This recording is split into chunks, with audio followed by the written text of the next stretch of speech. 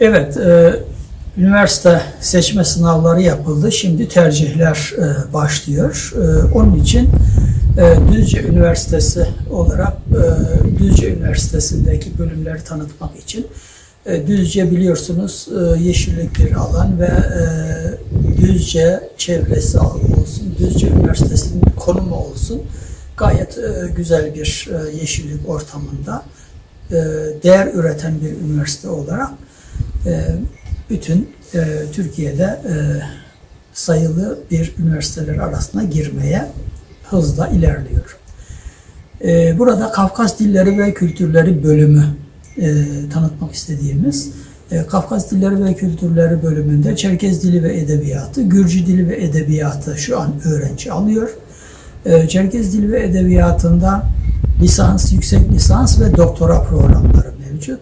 Gürcü Dili ve Edebiyatı'nda ise lisans ve yüksek lisans, doktorayı Gürcistan'da yapılsın diye oraya gönderiliyor. Oraya yönlendiriliyor. Daha iyi olur düşüncesiyle. Çerkez Dili ve Edebiyatı olsun, Gürcü Dili Edebiyatı olsun, Mevlana programlarıyla öğrenci değişimleri de mevcut ve öğrenci değişimleri birkaç defa yapıldı. Çerkez Dili ve Edebiyatı'nda önceki sene yapıldı. Pandemi dolayısıyla ara verildi ama şimdi onu da bu sene tekrar başlatıyoruz. Çerkez Dili ve Edebiyatı'nda Adige Devlet Üniversitesi ile beraber çalıştığımız için oradaki imkanların hepsini bize sunuyorlar, sağ olsunlar.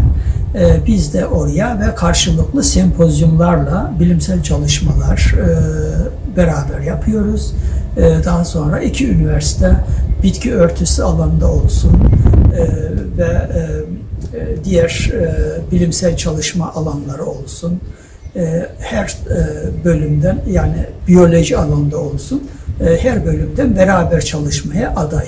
Bilhassa matematik alanında çok güçlüler. O Kafkas olimpiyatlar, matematik olimpiyatlarını yapıyorlar ki bu çok kayda değer bir çalışma. Yani bunlara katılıp da Düzce Üniversitesi olarak da biz de böyle uluslararası bir ağırlığı olan bir üniversite konumuna geçmeye çalışıyoruz ki bunun için çok önemli bir beraber çalışma devam ediyor. Burada öğrenci değişim programlarına katıldıkları zaman da nedir? Adigece konuşma, Adige kültürü olsun, Rusça, aynı zamanda Rusça öğretiyoruz. Çerkez Dili ve Edebiyatı'nda da, Gürcü Dili ve Edebiyatı'nda Rusça öğretiliyor.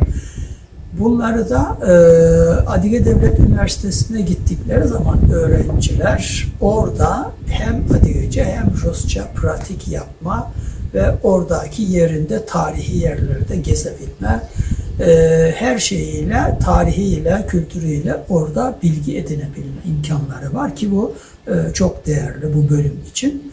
Ve bunun artı Avrupa ülkeleriyle de başlattığımız, yeni kazandığımız projeler ve yani K107, Erasmus K107 projesiyle de Avrupa Birliği ile de beraber çalışacak üniversiteleri oluşturmaya çalışıyoruz. Büyük ihtimalle seneye de oralarda beraber çalışacağımız üniversiteleri bulacağımızdan eminiz. Ve bu şekilde hem uluslararası alanda da bu bölümler devam eden çalışmalarıyla kendilerini geliştiriyorlar.